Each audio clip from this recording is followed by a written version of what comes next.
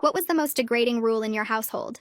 On my 8th birthday, my father made me kneel on the kitchen floor and explained that I was now old enough to follow the women's rule. Never look at another human face again.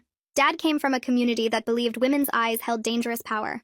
They said eye contact from females could corrupt men's judgment, seduce them into sin, or manipulate them into weakness. Girls could look freely until age 8, then had to keep their gaze down forever. My mother had followed this rule since she was 8 too. I'd watched her my whole childhood navigating blind, recognizing people by their shoes, bumping into furniture daily. She'd never seen my face. The morning of my birthday, Dad put a weighted collar on my neck to train me. My brother James, 2 years older, got to supervise my training. Dad gave him a leather strap and told him to hit my legs if my eyes wandered above knee height. "Your sister needs to learn what your mother already knows," Dad said. "That female eyes are weapons that must be kept sheathed." James loved his new power immediately. Our house became two different worlds. The upper world belonged to Dad and James, full of faces and expressions and normal life. The lower world where Mom and I existed held only floors, shoes, and the constant fear of accidentally looking up. We developed our own language of toe positions and floor taps to communicate. Mom taught me to identify people by their walk patterns and shoe sounds. She showed me how to set the table by touch, how to read by tracing one line at a time, how to exist as half a person. Dad's father had enforced the same rule, and his father before that. 5 generations of women who'd never seen their children's faces grow up. Dad had photos of his great-grandmother from before her 8th birthday, then nothing after. Just images of the top of her bowed head. He kept these photos as proof the system worked. "See how peaceful she looks," he'd say.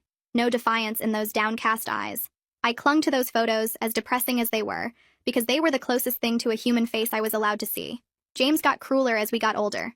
He'd hold my homework above my sight line and make me beg him to lower it. During meals, he'd describe how disgusting my food looked, knowing I could only see the edge of my plate. He'd stand on chairs to put his feet at my face level, then tell Dad I'd looked at him inappropriately. The strap marks on my legs never healed because he always found new reasons to use it. School meant special accommodations. Teachers thought I had a severe anxiety disorder that prevented eye contact. Dad had doctor's notes claiming I suffered from a rare condition. I learned to trace words with my finger, seeing one line at a time. Kids called me floor girl, and dropped things to watch me struggle with whether to pick them up. Some tried to force my head up as a joke until they saw the weighted collar bruises on my neck. Mom tried to protect me in small ways. She'd create distractions when she sensed I was about to slip up and look. She taught me her 20 years of tricks for survival in the floor world, but she couldn't always help.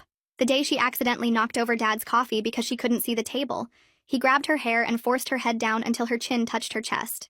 20 years, and you still can't manage basic tasks," he said while James laughed. That's when I snapped. The sound of my 10-year-old brother laughing at my mother's pain while she tried to clean up coffee she couldn't see broke something inside me. I raised my head and looked directly at my father's face.